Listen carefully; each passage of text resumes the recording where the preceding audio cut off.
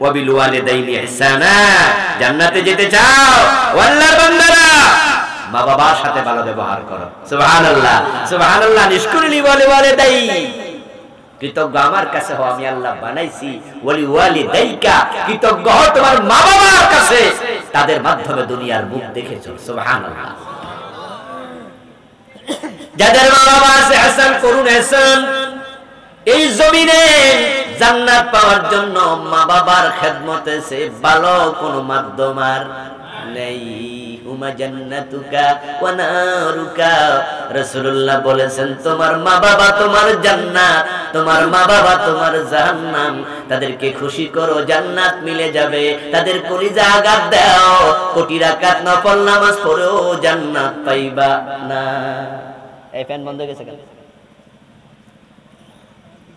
এই শ্বাস শেষ হলে আরেকটা আনেন, হাত ফাঁকা নিয়ে আসেন, ভেবে যাচ্ছে। হ্যাঁ, লোক পাঠান।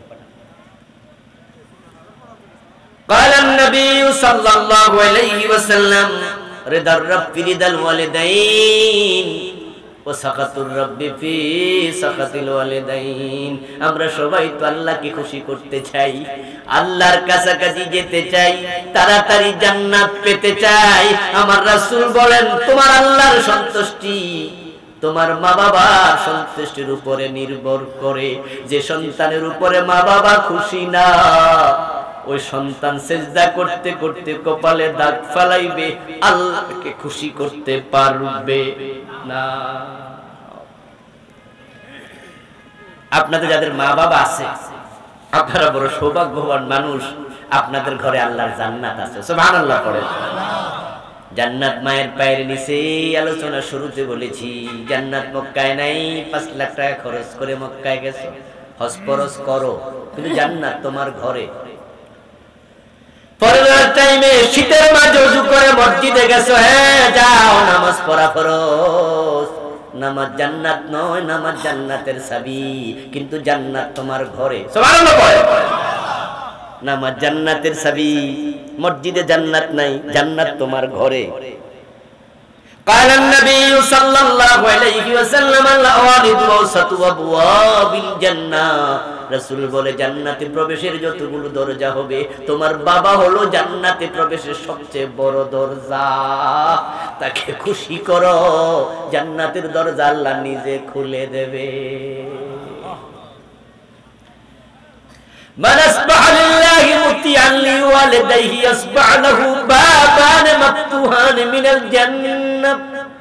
প্রিয় নবীজি বলেছেন সকালবেলা ঘুম থেকে মানুষ যখন ওঠে, আল্লাহ প্রত্যেকটা মানুষের দিকে মায়ার নজরে তাকায়। তাকায়া দেখে আমার বান্দা কি করে। বান্দা নামাজে যায়, আল্লাহকে খুশি করবে, আল্লাহ তার উপর খুশি হওয়ার আগে তাকায়া দেখে গত রাতে তার মা বাবা তার উপর খুশি ছিল কিনা। আল্লাহ যদি দেখে বান্দার উপর তার মা বাবা খুশি, রাসূল বলেন আল্লাহ তার জন্য জান্নাতের 2টি দরজা নিজে খুলে দেয়।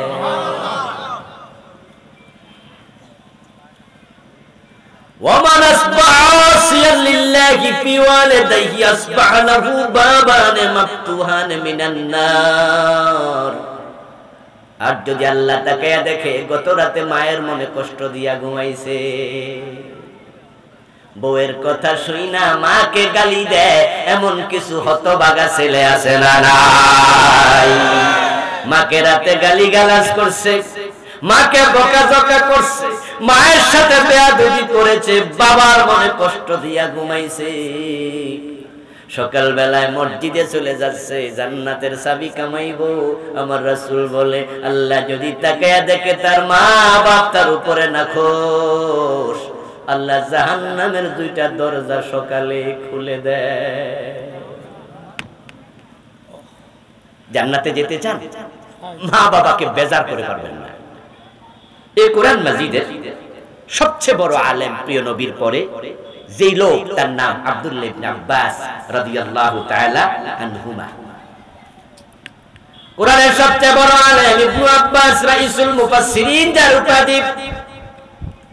ওই আব্দুল্লাহ ইবনে আব্বাস, উনার একটি হাদিস সহিহ বুখারীতে এসেছে। ইবনে আব্বাস বলেন ইন্নী লা আলামু আমালান আকরাবু ইলাল্লাহি মিন বিররিল ওয়ালিদাইন। ইবনু আব্বাস বলে, তোমরা আল্লাহকে খুশি করার জন্য, আল্লাহর নৈকট্যের জন্য কত আমল করছো, রোজা রাখো, নামাজ পড়ো, হজ করো, যাকাত দাও, আরো কত কি। আমি ইবনু আব্বাস বলছি, শোনো, আল্লাহকে খুশি করার জন্য মা বাবার সাথে ভালো আচরণ করার চেয়ে তাড়াতাড়ি খুশি করার আর কোন আমল আছে আমি ইবনু আব্বাস জানি না।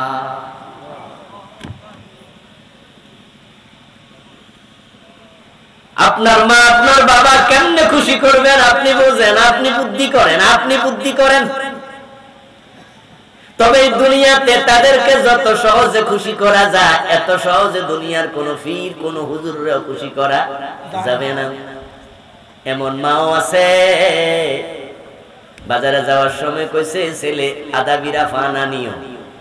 আপনি আদা বিরার জায়গায় এক বিরা নিবেন, দেখবেন আপনার মা কয়টা ফান বেশি পাইয়া এত বড় একটা হাসি দিবে, খুশি হয়ে যাবে। পীর সাহেবরে 1 লাখ টাকা হাদিয়া দিলে এত খুশি হবে না। লাখ টাকা হাদিয়া দিলেন, মনে মনে ভাবলেন দোয়া সব আজকে আমারে দিব, কিন্তু হুজুর তো লাখ টাকার বান্ডিল পকেটে লইয়া মনে মনে কয়, কালকা তো অমুকে 2 লাখ দিছিল। আমারে আপনি দাওয়াত দিছেন, আজকে এখানে দাওয়াত দিয়া 10 পদের তরকারি দিয়ে আমারে ভাত খাওয়াইলেন, আর মনে মনে ভাবলেন যে আজকে হুজুর না খুশি হইয়া দোয়া না কইরা যাইবো কই, আজকে সব দোয়া আমারে করবে। আর আমি টেবিলের খানার পর দেখা আমি মনে মনে ভাবতেই পারি, গত পরশু দিন তো 30 পদ খাইছে, তো দোয়া আপনি বেশি পাইছেন না আরেক বেড়া। কিন্তু আপনার বাবারে আপনি যদি বলে একটা লুঙ্গি আইনো, লুঙ্গিটা তো ছিঁড়ে গেছে, বলে না, বলে না, বাবা একটা লুঙ্গি আইনো তো লুঙ্গিটা তো ছিঁড়ে গেছে, আপনার বুড়া বাবা আপনারে বলে, এটা আপনার জন্য সৌভাগ্য যে আপনার বাবাকে আপনি দেয়ার মতো বয়স পেয়েছেন। আমি এমন অনেক সন্তানকে চিনি, এমন বন্ধু বান্ধব অনেকে চিনি, একজন তো একবার কেঁদে দিল, বলল হুজুর চাকরি হওয়ার পরে বেতন পাওয়ার আগে আব্বা মরে গেছে, কোন খেদমত করতে পারি নাই। আপনি বড় সৌভাগ্যবান ছেলে যে আপনি আপনার মা আপনার বাবাকে আপনি কামাই করে দিতে পারতেছেন, এ দেয়াটা আপনার জন্য সৌভাগ্য। এই জন্য মা বাবার জন্য যেটা খরচ করেন এটা খরচ না, বরং এটা আপনার জন্য আল্লাহর অ্যাকাউন্টে জমা রাখা। এর উত্তম কোন খাত আর নাই, এর উত্তম খরচের জায়গা আর নাই। ইবনু আব্বাস বলতেছেন, তুমি যদি আল্লাহর কাছে তাড়াতাড়ি পৌঁছতে চাও, মা বাবার খেদমত করো।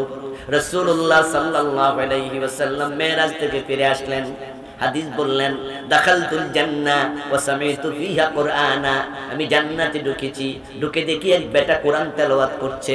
জিজ্ঞেস করলাম জিবরিল কে, মান হুয়া, লোকটার পরিচয় কি? ক্বালা হারিসা ইবনে নুমান। জিবরিল বলল, আপনার সাহাবী হারিসা, সে জান্নাতে কোরআন পড়তেছে, অথচ হারিসা তখনও মরে নাই, রাসূল জান্নাতে দেখে আসছে। হারিসা ইবনে নুমানকে রাসূলুল্লাহ ডাকলেন, ডেকে বলেন, হারিসা এমন কিনা কামল গোপনে গোপনে করো, আমি তোমাকে জান্নাতে দেখেছি কোরআন পড়ছো। হারিসা বিন নুমান বলে, হুজুর আপনি যে আমলের কথা বলেন সেটাই তো করি, বেশি আর কি করব, ফামু কই, আপনার থেকেই তো শুনি।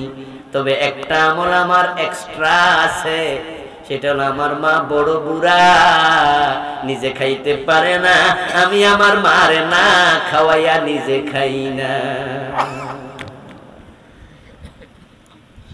সবার মা তো আর বুড়া না, আর বুড়া মারে তো সবাই এরকম আমার মতো খাওয়াইও না, তবে আমি এই কাজটা। আল্লাহর হাবিব সাল্লাল্লাহু আলাইহি ওয়াসাল্লাম কথা বলতেছিলেন ওই হারিসার সাথে, এর মাঝে কয়েকজন সাহাবী তারাও জড়ো হইয়া গেছে। তারা এসে রাসূলুল্লাহকে বলতেছে, হুজুর আমরাও সাক্ষী দিচ্ছি, কানা আবাররান নাস বিউম্মিহি, সে তার মায়ের সাথে সবচেয়ে বেশি বিররুল ওয়ালিদাইন করে, বীর উম্মিহি করে। ইয়া রাসূলুল্লাহ, ইয়াগসিলুহা বিয়াদিহি ওয়া ইউতইমুহা বিয়াদিহি ওয়া ইয়াফি রাসাহা বিয়াদিহি, আমরাও সাক্ষ্য দিচ্ছি, এ নিজ হাতে মারে খাওয়া দেয়, মারে নিজে গোসল করে আর তেলটা পর্যন্ত গায়ে দিয়া দেয়, মাথার চুলগুলো সে আশ্রয়া দেয়। আমার রাসূল 3 বার বললেন এই কথা শুনে, কাযালিকুমুল বিররু কাযালিকুমুল বিররু কাযালিকুমুল বীর। এটাই তো বিররুল ওয়ালিদাইন, এটাই তো সেরা নেক কাজ। ও হারেসা, আমি বুঝেছি মায়ের দোয়ার কারণে দুনিয়ায় থাকতে জান্নাত পেয়ে গেছ।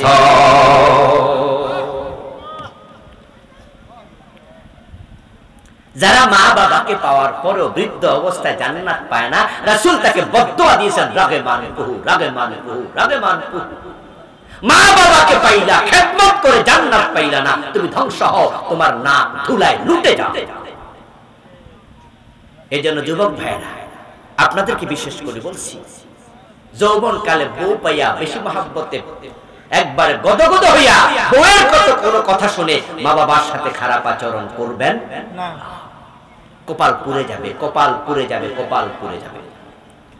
এজন্য যাদের মা বাবা আছে তাদের সাথে সবচেয়ে উত্তম আচরণ করতে হবে। আল্লাহ তৌফিক দান করুক, বলি আমিন।